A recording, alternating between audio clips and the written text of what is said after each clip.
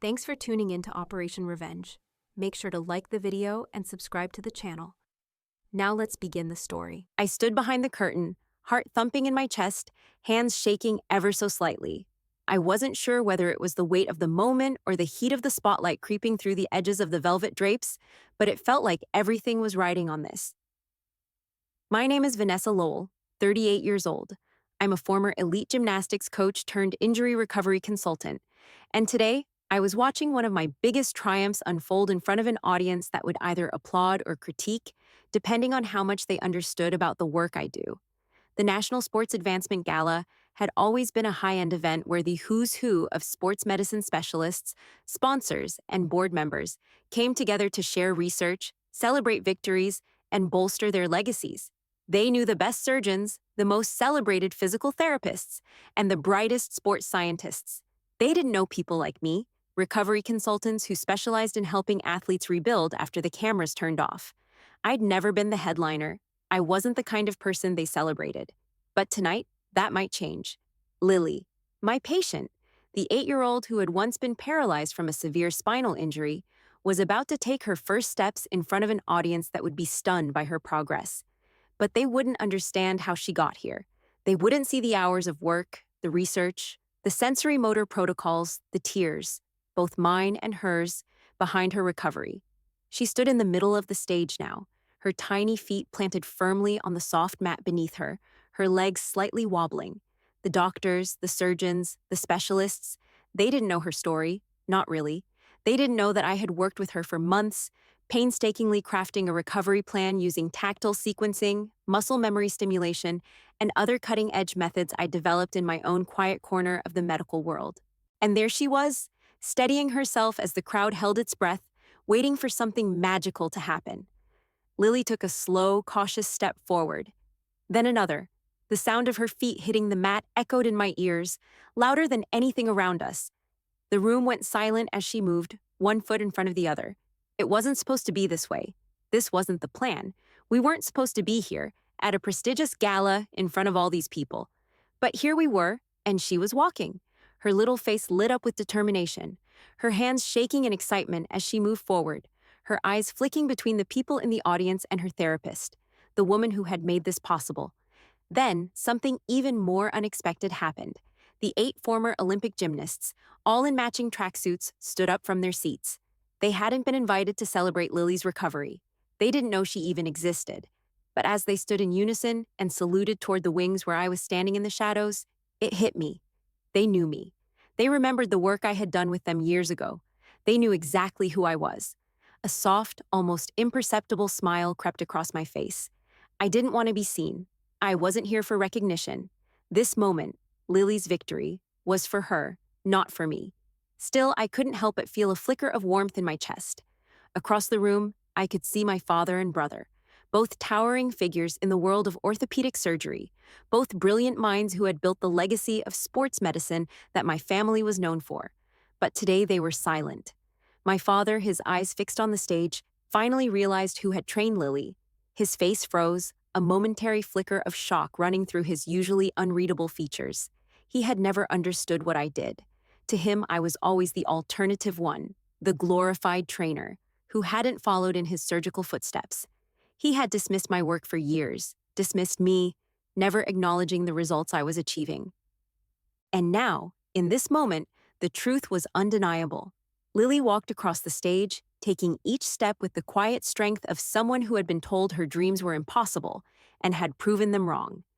The crowd erupted in applause, but I stood there behind the curtain, silent. Let them see. Let them witness what belief could do.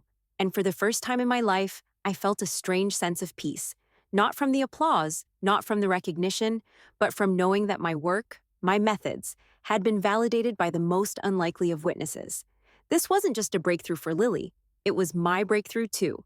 I grew up in a house where excellence was a title, not a goal, where success meant being a name people recognized, a face they associated with achievements that could be measured in dollars or distinctions. My father, a legendary orthopedic surgeon, had built a dynasty in sports medicine, hailed as a pioneer in his field, and my brother Dean, the golden child, was destined to add another layer to that legacy. He wasn't just brilliant, he was the prodigy, the one whose name echoed through medical schools and prestigious hospitals, the one who would change the future of neurosurgery. Then there was me. I'm Vanessa, 38 years old, and I never quite fit into that mold, no matter how hard I tried. I remember walking through our front door as a child, the smell of antiseptic in the air, the distant hum of my father's office, where he reviewed x-rays or discussed surgeries with his team. In the kitchen, my mother would be slicing vegetables, listening with rapt attention as Dean recited the latest advances in neurosurgery or some high-profile case he had been working on. It was always about him. It was always about what he would accomplish, what he would do to carry the family name further. And then there was me. I wasn't a failure, not by any stretch, but I wasn't the prodigy either. I was just the girl who followed her passion, the girl who cared too much about recovery science, the soft side of medicine, the one that wasn't flashy enough for their world. I wanted to specialize in movement re-education, not surgery. I wanted to focus on how athletes, like gymnasts, wrestlers, and dancers, could heal and return to their prime, even after catastrophic injuries. I wanted to restore them, not cut them open and rebuild them piece by piece. It didn't take long for my family to dismiss me as the glorified trainer. Their words, not mine. I was the one who spent years working in high-pressure athletic rehabilitation units across the globe, battling the odds, helping athletes recover from injuries in war-torn regions, and trying to make a name for myself in a world that prized scalpel and sutures over tactile sequencing and muscle memory. But no matter how much I achieved, no matter how many groundbreaking recovery methods I developed or how many injured athletes I helped return to their sport, I was always seen as secondary. My name wasn't on the research papers, I wasn't mentioned at prestigious conferences, and when my family held gatherings, I was never invited to the podium. My father's prestigious hospital would host grand events, and my brother would be lauded for his achievements, while I quietly slipped into the background, relegated to being the family's failure. The ridicule didn't stop there. I earned my doctorate in performance neurokinetics, studying the mind-body connection, trying to understand how an athlete's emotional state could impact their physical recovery. I did this abroad, working with injured athletes in places most would never dare go. But despite the accolades I earned internationally, I was always the odd one out at family gatherings. My family couldn't understand why I didn't want to be a part of their surgical dynasty. There was one moment, though, that always stuck with me. One day, after another family dinner where I'd sat silently as they spoke of grand surgeries and prestigious awards, I turned to my father and asked, "Why don't you see me the way you see Dean?" His answer was blunt, "Because you chose a different path. You chose a path that doesn't matter." Those words hit harder than any surgery ever could. My family, the people who had shaped my entire childhood, the ones I thought would be proud of me, had written me off. I realized then that no matter how much I helped, no matter how many miracles I facilitated, it would never be enough for them. I would never be part of their legacy. But still, I worked. I trained. I refined my methods, growing in ways that nobody could see. I told myself that results would speak louder than credentials. They had to, right? It wasn't about proving something to my family. It was about proving something to myself. I didn't need their approval. I didn't need them to see me for who I was. But I needed to make a difference. And so I kept going. I believed that if I helped enough people, the world would eventually see the value in what I was doing. If only my family could see what I was capable of. If only they could understand that I wasn't just a glorified trainer, but a specialist in my own right. But they never did. They never would. And as I stood in the shadows, watching Lily take those first monumental steps at the National Sports Advancement Gala, it was hard not to feel a twinge of vindication. Maybe the world would see me for who I really was. Maybe I would finally be recognized for my work. But no matter how far I went, a part of me would always feel like the outsider. The daughter who had never lived up to the title. The one who chose a different path. The one who had to make her own family of broken, rehabilitated bodies, because her real family could never see past the labels. When I returned home, I was optimistic, naive even, about integrating my expertise into the family-run clinic. After everything I'd done, the research, the years spent studying movement re-education across the globe, surely my family would see the value in what I could offer. Maybe they would finally recognize my methods, elevate me from the shadows, and give me the role I deserved. I was wrong. Instead of being invited to work alongside my father and brother in a capacity that reflected my qualifications, I was handed a title that stung more than any insult: mobility aid. I was given a small desk in the back of the clinic, tucked away in a dim corner. My credentials, my doctorate, my years of experience in high-pressure athletic rehab units, my countless hours working with athletes across the globe were buried beneath the more important paperwork that my father and brother deemed real work. He was not allowed to make clinical decisions or consult on treatment protocols. My knowledge, unwelcome. It wasn't that they outright rejected me. No, they were too subtle for that. They didn't say I wasn't qualified. They just pretended I wasn't there, as if I were a ghost. My father's clinic, a place he and my brother had built into a temple of orthopedic excellence, was a fortress, and I was a mere afterthought, a quiet observer rather than a contributor. The first day I walked into the clinic, I had hoped for more. I imagined a meeting where my father might clap me on the back and ask me to help modernize the practice, bring in some fresh techniques for injury recovery, create a new department dedicated to rehabilitation science. But instead, I was given a corner in the hallway, a space that no one really cared about. I sat down and swallowed the humiliation. I tried not to show it. I made myself busy, reading papers, reviewing patient notes, but nothing felt right. Every time I saw my father stride into his office, surrounded by his loyal staff, I felt like an intruder in a world I had been trained to succeed in, but would never fully be allowed to enter. I had imagined it differently. I had imagined that my father, after years of silently dismissing my choice to pursue recovery science, would finally understand the value of my work. I had thought that if I just proved myself, if I was patient enough, he'd come around. But all my years of sacrifices, my work with injured athletes, my research, it was dismissed without a second thought. Instead of a mentor, my father treated me like a shadow, something that didn't quite belong. Every day I watched them, my father, my brother, the staff, move through the clinic like a well-oiled machine. They worked with elite athletes, treating injuries with surgical precision, their reputation growing with every successful procedure. Meanwhile, I sat in my small corner, holding my breath, waiting for the right moment to show them that my work mattered too. I began to observe the clinic, studying how they operated. It was easy to see why the family had built such a powerful reputation. They were incredibly good at what they did.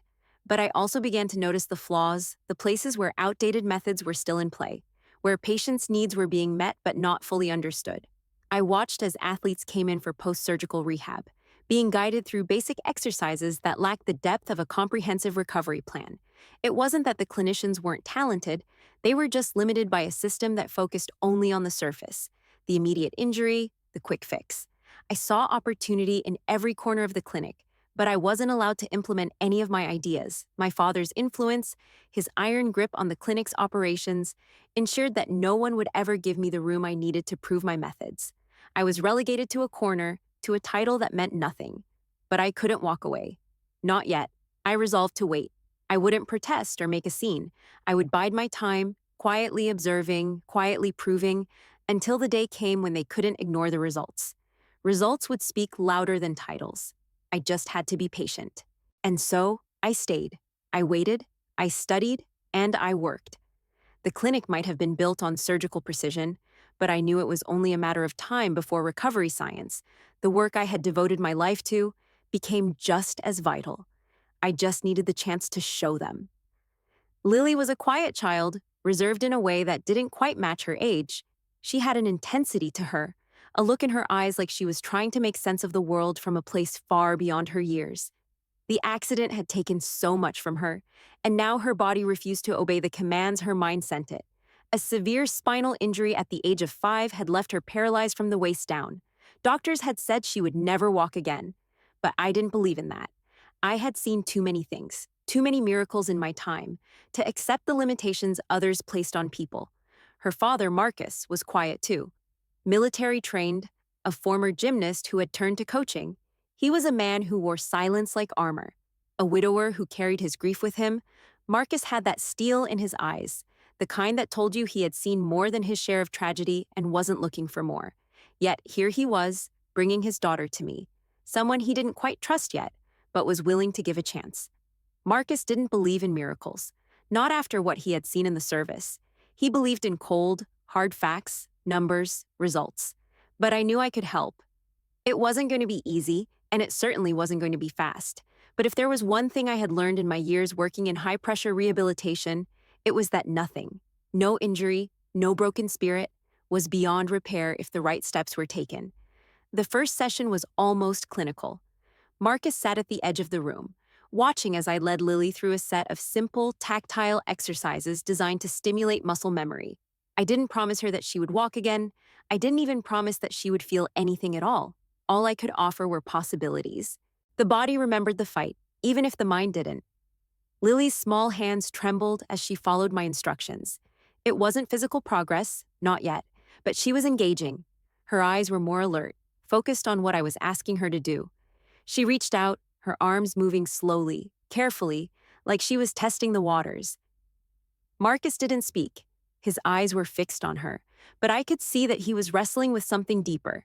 Doubt, maybe? Skepticism? I didn't take it personally. It was hard to believe in anything when you had seen the darkest corners of the world. I had worked with soldiers, athletes, people who had seen things most couldn't even imagine. But that was the thing about recovery. It was about more than the body. It was about the will to move forward. And Lily, though hesitant, was starting to show that will. We continued the sessions, day after day. Each time Lily responded more, but never physically at first. She started to engage emotionally, her face lighting up when she made progress, even if it was just the smallest movement. Every day was a small victory, a step forward into unknown territory. What caught me off guard, however, was the way Marcus watched. It wasn't just his daughter he was observing. It was me. I couldn't shake the feeling that he had seen this approach before. I couldn't place it at first, but there was something in the way his gaze lingered on me when I worked with Lily. One day, I used a phrase I hadn't said in years. It was something I had told a soldier once, in the midst of a covert military recovery assignment, when his body was just beginning to respond after months of paralysis. If you can press without looking, your body remembers the fight. I said it to Lily as she pushed through another set of exercises. Marcus's head snapped up at the words. His eyes locked onto mine, and for the first time, I saw something other than skepticism in his expression. It was recognition. His face went pale, his hands gripping the armrest of his chair so tightly that his knuckles turned white. I knew that look. It was the look of someone who had been through something so transformative, so intense, that it left an imprint on their soul. And then it hit me. Marcus, he had been one of my athletes, one of the many I had helped in a place far from home, a place I'd sworn to never return to. It was impossible, and yet as I watched him sit there, holding himself so rigid, I knew it was true. I had helped him walk again. He was one of the soldiers I'd rehabilitated during that covert operation in a remote military recovery unit, the one where no one cared enough to give us the proper tools, the one where we had to rely on unconventional methods to achieve anything close to a miracle. But Marcus had never known who I was, not the woman behind the recovery. He had never known my name, never known the real story behind the miracles I had worked. And here he was, sitting across the room, quietly realizing that the woman who had healed him was now working with his daughter. His face was unreadable as he stood up, excusing himself with no more than a curt nod, his footsteps heavy as he walked out of the room. I was left alone with Lily, who hadn't noticed the shift in the air, still lost in her small progress, her eyes filled with quiet determination. I didn't know what Marcus was thinking, but for the first time, I felt a flicker of hope. Maybe, just maybe, this would be the moment that everything changed, for Lily and for me. The session was almost over, and Lily had made noticeable progress. Nothing major yet, but a few more inches of movement, a slight twitch of her foot that made my heart skip. She was starting to respond. It was small, but it was real. She had started to believe in herself, and for the first time in months, Marcus was watching with a quiet intensity, his arms crossed, his expression unreadable. I couldn't help but feel a spark of hope. This was it. This was the breakthrough we needed. I was about to guide Lily into the next phase of the exercise when the door to the therapy room slammed open. The sudden sound made Lily jump, and I turned sharply to see my father and brother standing in the doorway like two imposing figures, disapproving, uninvited. "What is this?" My father's voice was a low, controlled growl, his eyes narrowing as they scanned the room. His gaze landed on Lily, who stood awkwardly, her foot hovering above the mat, as if waiting for permission to continue. I started, but my father cut me off. "You've overstepped," he said, his tone sharp. "This is not how we run things. We don't—" "Dad, please," I interrupted, trying to keep my voice steady. But the anger was bubbling inside me. "She's making progress. Just let me." "No."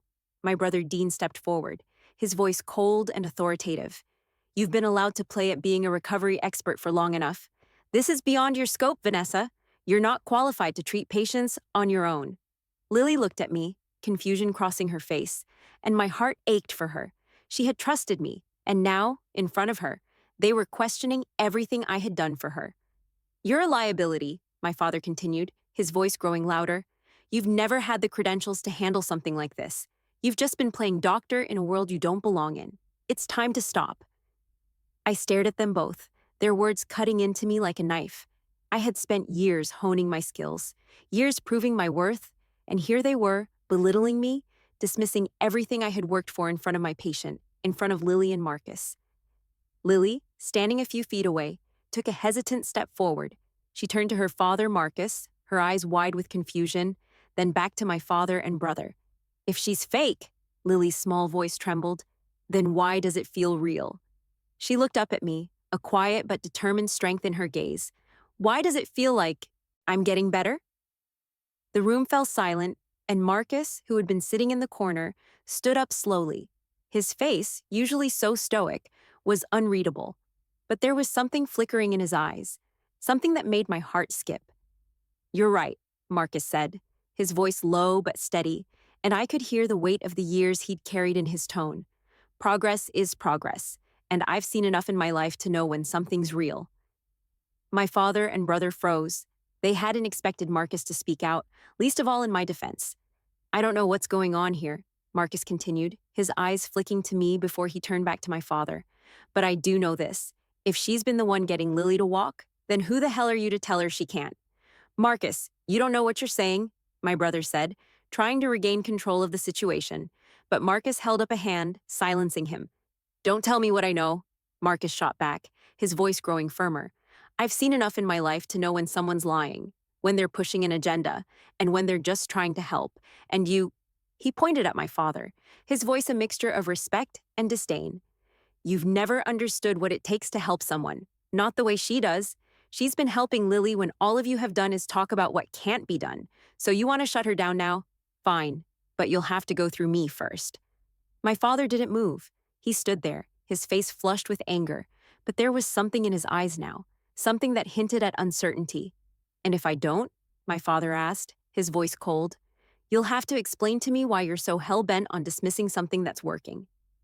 Marcus's voice was quiet, but there was no mistaking the authority behind it. Because I'll be filing a formal complaint if you try to interfere with my daughter's recovery. For a long moment, the room was still. It felt as if time had stopped. My father and brother exchanged a look, one that spoke volumes, but neither of them said anything. They were beaten. In that moment, they knew they couldn't dismiss me. Not with Marcus supporting me, not with Lily's progress staring them in the face. With one last frustrated glance, my father turned on his heel and stormed out of the room. Dean followed silently, his eyes still filled with skepticism, but no words came. I stood there, breathing in deep, trying to collect myself. Lily was watching me with a quiet curiosity, her small brow furrowed. Marcus walked over to her, giving me a glance that said more than words ever could. You did good, he said, his voice low and gravelly. And for the first time in a long time, I felt like I had done more than just prove a point. I had earned a moment of respect, one I never thought I'd get, especially not from the family who had dismissed me for so long. The clinic was quiet, save for the soft shuffle of Lily's feet as she took another step, her legs still unsteady, the small movements that I had been waiting for, those first signs of recovery. There was progress, but not enough. Not yet. She had been making strides emotionally, engaging more each day, her eyes lighting up with each exercise, her spirits lifting as her body gradually began to respond. But physically, there was little to show for it. The muscles were slow to remember, slow to reconnect.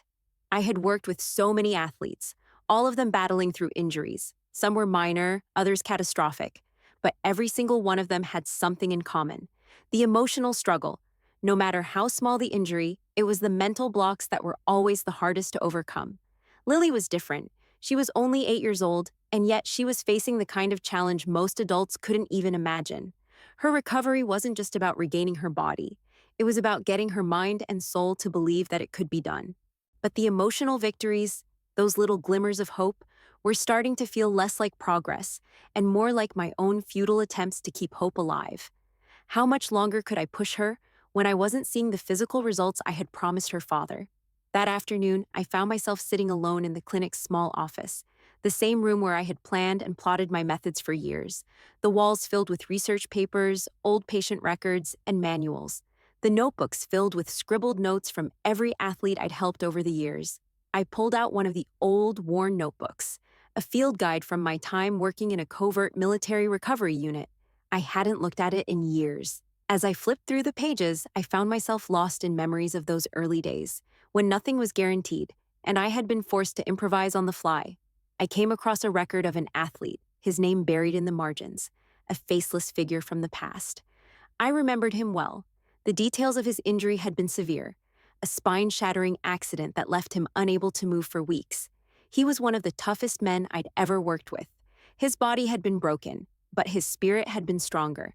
I recalled how, on the 11th day of his recovery, his fingers had twitched, just a small, almost imperceptible movement. But it was enough to show me that, no matter how impossible it seemed, the body could still remember how to fight. That memory stuck with me, that twitch. That was the moment when I knew I could help people recover, even when no one else believed it was possible. I whispered the words aloud to myself. If you can press without looking, your body remembers the fight. I hadn't realized how deeply those words had been etched into my mind, how much they had carried me through some of the toughest moments in my career. The sound of my own voice caught me off guard. I hadn't said those words in years. Suddenly, I was no longer in the quiet clinic, but back in the war zone, surrounded by athletes and soldiers, each one of them fighting their own battle, just as Lily was now. They were all trying to regain control of their bodies, trying to rebuild what had been lost. It was then I heard a soft sound behind me, footsteps. I turned and saw Marcus standing in the doorway, his face a mask of unreadable emotion. He had been silent for weeks now, watching from the sidelines, his skepticism still lingering like a shadow. "What did you just say?" he asked, his voice low, almost hesitant. I swallowed, uncertain if I should repeat the words, but there was something in his eyes, something that made me think he had heard them before. If you can press without looking, your body remembers the fight. I said it again, more softly this time, watching his reaction. Marcus's face shifted, his jaw tightened, his eyes narrowed. But there was something else there, recognition.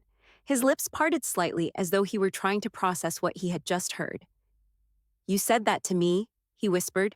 It was a statement, not a question. I froze, the weight of his words sinking in. The man I had once rehabilitated, the one I had helped walk again in conditions where the world had written him off, was now standing in front of me, remembering the words that had once given him hope. I had never told him who I was back then, not in those days. He had never known my name, but I knew now. He was the soldier I had worked with all those years ago. You were there?" I managed to say, my voice faltering slightly. Marcus nodded, his expression unreadable, as though he were processing something deeply personal. He swallowed hard and took a step into the room, standing beside me. "Those words," he said, his voice barely above a whisper, "they saved my life." The silence stretched between us, thick with the weight of the revelation. It was as if the last 10 years had suddenly collapsed in on themselves. The man who had watched me so skeptically as I worked with his daughter was now the very man I had once helped in the most desperate of circumstances. "I didn't know who you were," Marcus continued, his voice steady, but laced with emotion. "But I remember those days, the ones where you made me believe again. And now, I see it in her." I looked at Lily, sitting quietly across the room, her small hands resting in her lap. She was still struggling, still trying to connect the dots between her mind and her body. But she had something that no one could take from her, a belief that she could do it. And as I looked at Marcus, I realized something profound. He hadn't just come here for his daughter. He had come here to find something I had long since given up on trying to find myself. Validation. We had both been lost in our own battles, but now, somehow, our paths had crossed again. "You should have told me," I said, my voice tight with emotion. "I couldn't," he replied softly, "but I knew I needed to. She deserves the same chance I had." And in that moment, I knew that Marcus wasn't just here as Lily's father. He had come full circle. He had come to face the woman who had once given him hope, and to give it to her now. I was deep in thought when Marcus came to me, his face taut with determination. He had been quiet for days since the moment I realized he was the man I had helped long ago in that makeshift military recovery unit. He hadn't said much after that revelation, just silently observed as I worked with Lily. But today, he came to me with something different in his eyes. "Vanessa," he began, his voice serious, "I need to ask you something." I looked up from the patient notes I'd been reviewing. His expression wasn't just curiosity anymore. There was a weight to it, a kind of urgency. He was about to say something important. "What's going on?" I asked. "I've been thinking," he said, walking toward me and sitting down. "I remember that time now. Those days you worked with me when I could barely move. You helped me walk again. You gave me a chance when no one else thought it was possible." I nodded, but my throat felt tight. "You were one of many, Marcus. You made the decision to fight. I was just there to guide you." "No, you were more than that," he insisted. "You saved me, and now I see it. I see how much you've done for Lily. I see your work, your commitment. It's not just rehab for you, Vanessa. You're doing something else, something far beyond physical recovery." He leaned forward, his voice quiet but intense. "You've helped others like me, I'm sure of it. I'm going to find them." I didn't fully understand at first, but then it clicked. He wasn't just reflecting on his own recovery. Marcus was trying to connect the dots, trying to understand what it was that I had done for him all those years ago, and why it had worked when others had written him off. "You want to find the others?" I asked, incredulous. Marcus nodded. "I want to find the others you helped, those athletes you worked with during that time. I know you never asked for recognition, never sought credit, but you deserve it. They deserve to know what you did for them. And maybe, just maybe, it'll help people understand why you're the one who should be in charge of Lily's recovery." I could feel my pulse quicken as he spoke. The idea that the men I had helped in the past, the ones I had rehabilitated in conditions that barely allowed for survival, might now be part of something bigger than us both, something that could validate the work I was doing with Lily, was overwhelming. "I haven't spoken to them in years," I said, my voice hoarse. "Some of them went on to great things. Others, well, we lost touch. But if you think it will help Lily, if it will help people see what we've been working for, then I'll support you." "I'm doing this," Marcus said, his jaw set. "I'll track them down. I'll get them to help you, to help us."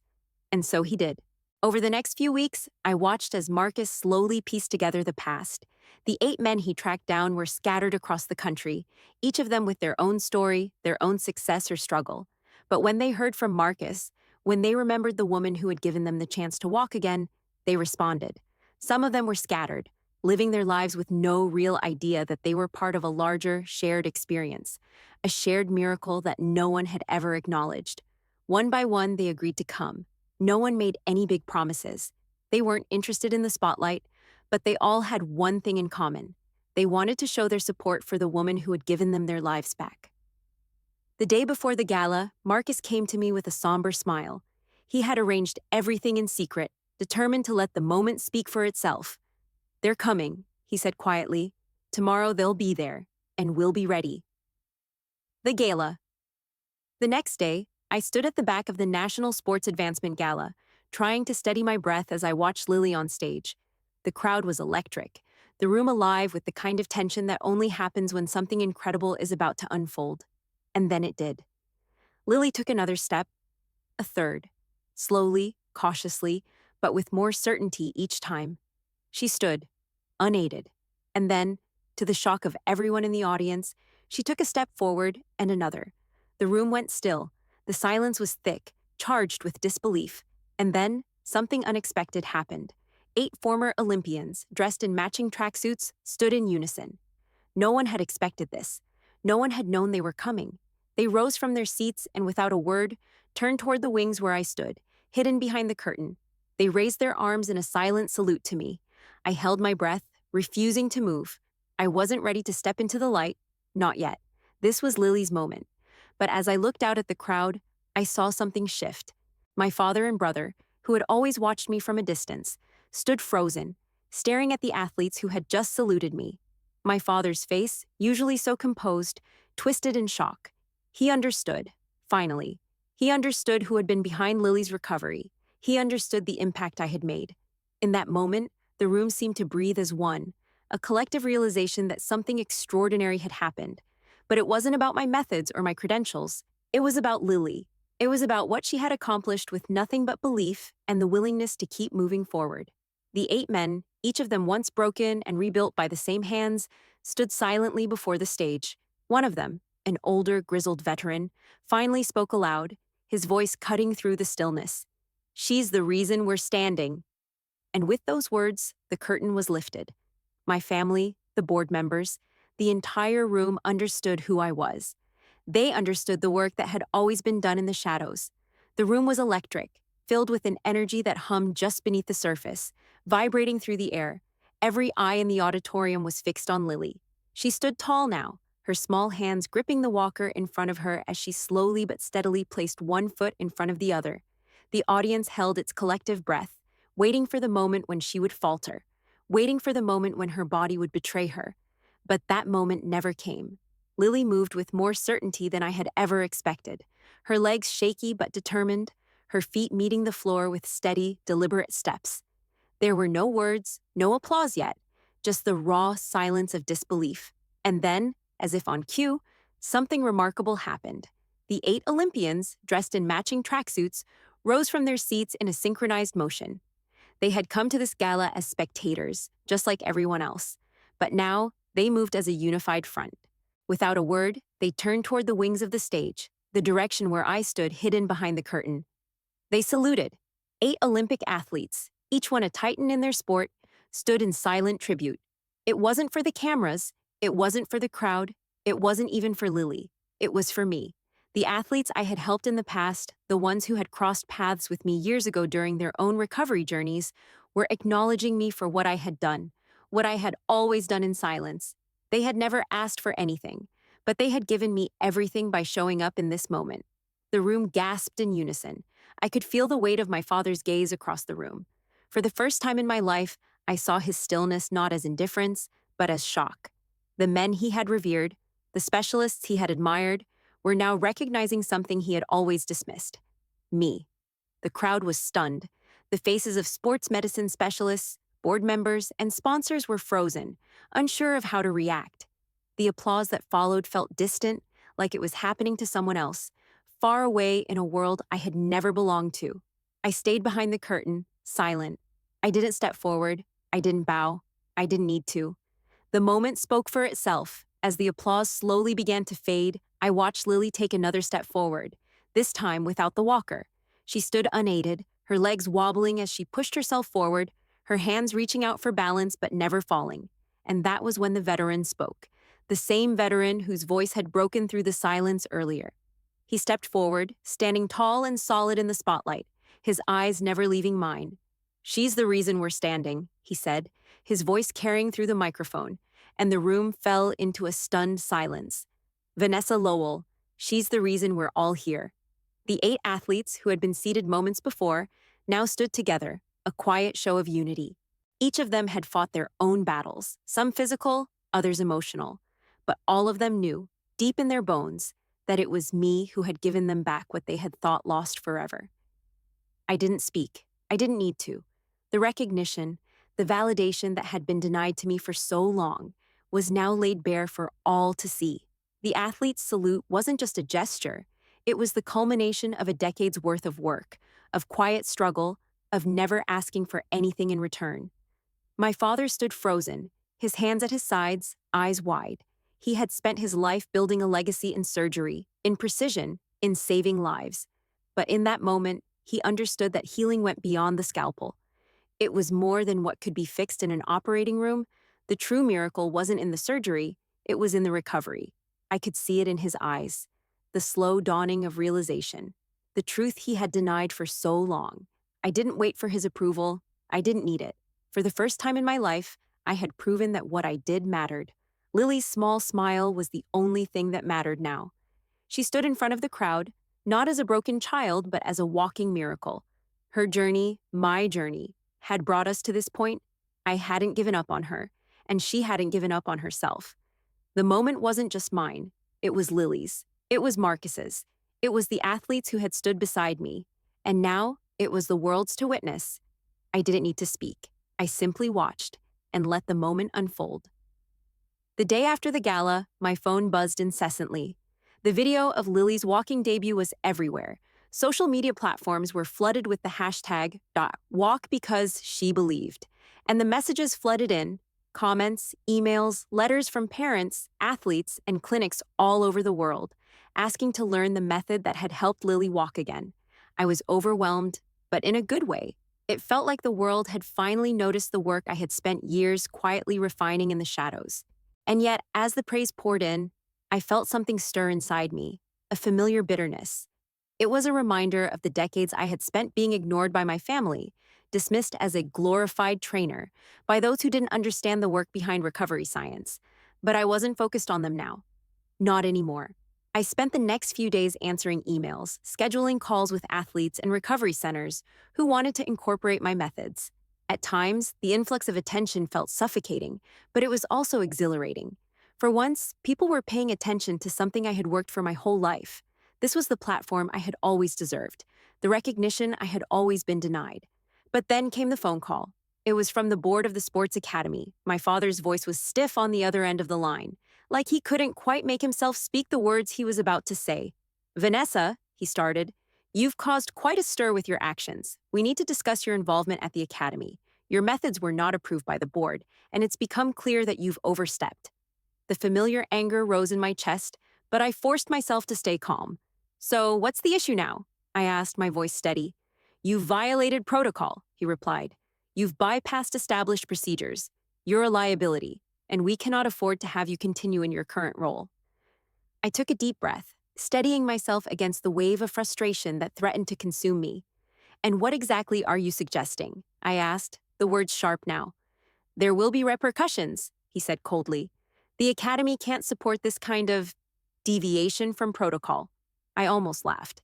This was the same man who had dismissed my work for years, who had scoffed at recovery science, and now he was talking about protocol. They had never given me the room to truly show my expertise. They had never taken my work seriously. "I think the board needs to catch up with reality," I said, my voice low but firm. "You can reprimand me all you want, but what I've shown the world is real. The recovery methods I've pioneered are real, and people are listening now." There was a pause on the other end of the line, and then my father's voice softened, but only slightly. "I'll make sure you're given the opportunity to explain yourself. But understand this, Vanessa. Your methods have consequences." "Understood," I replied, not bothering to hide the bite in my tone. "But I've already proven my methods work. What happens next is up to you." I hung up before he could say anything more. The backlash came in the form of a formal reprimand from the board. They attempted to distance themselves from me, suggesting that my methods were too untested, too unorthodox for the academy's image. My brother was nowhere to be found, completely silent in the aftermath of the gala. It was almost like he was hiding from the truth, from the reality that I had been right all along. But it didn't matter. I wasn't waiting for anyone's approval anymore. The world had seen what I could do, and the support I had received was more than enough to drown out any criticism from people who had never believed in me. Soon after, the videos from the gala went viral. The hashtag #WalkBecause SheBelieved trended worldwide, and the media picked up on the story.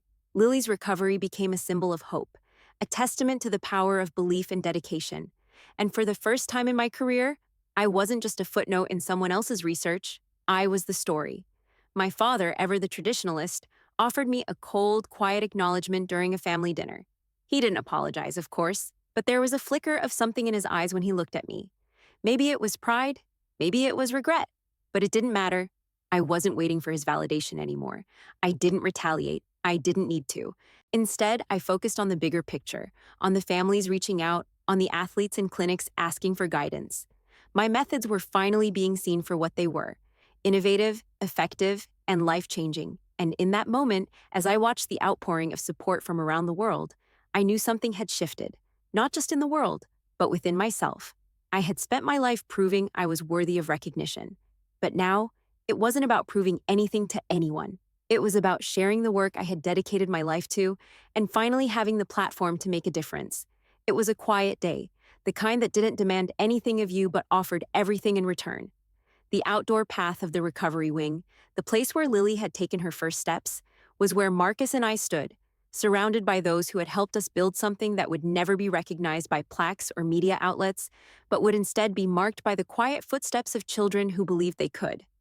Lily, now part-time coach, stood a few feet away, watching a young boy take hesitant steps, his eyes wide with the thrill of possibility.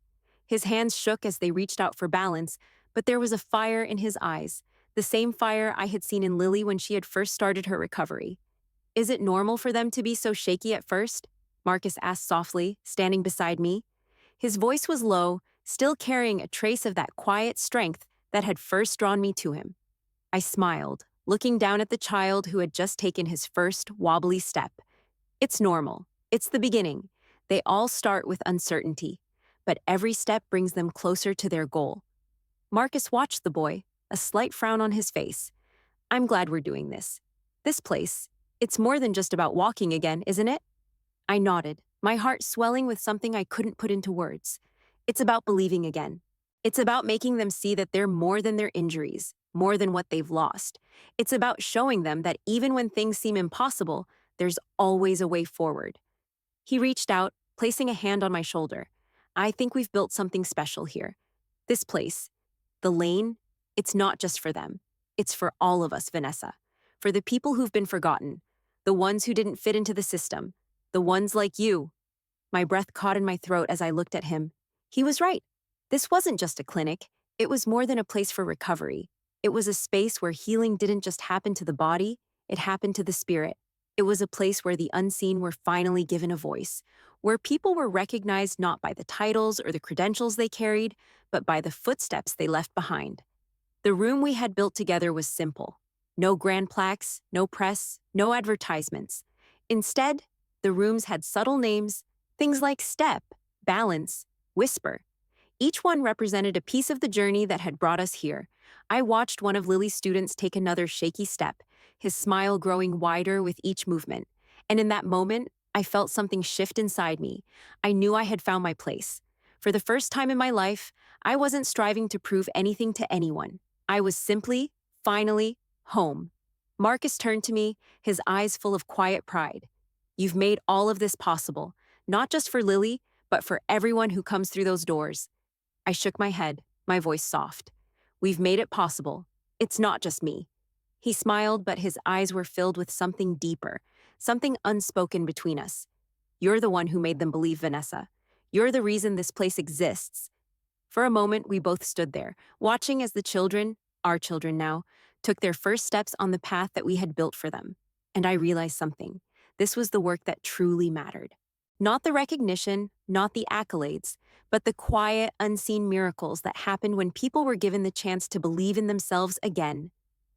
Behind me, I could hear the soft sound of footsteps approaching, the 8 veterans, those men who had once been broken and who had helped me build this center, stood in a small circle, watching the children. Their faces were filled with quiet pride, just as Marcus's was. But it wasn't just pride in the children, it was pride in what we had all built together. "Do you think they'll remember us?" one of them asked, his voice rough from years of silent battles. "The kids, I mean. Do you think they'll remember how we helped them?" I smiled and turned to him. "They'll remember more than we realize. Maybe not our names, but what we did for them. And that's enough." Lily was by my side now, watching with the same quiet intensity that had always defined her. She took a deep breath, her face filled with a soft glow of contentment. "You're home now, Vanessa," she said, her voice strong, full of the courage I had helped her find. "This is where you belong." I looked at her, at the kids who had walked into our lives, and at Marcus, who had stood beside me through every uncertain step of this journey, and I knew without a doubt that this was where I was meant to be. Here, there were no judgments, no expectations, no need to prove myself. All that mattered was the healing we gave, the belief we nurtured, and the steps that came next. The steps forward.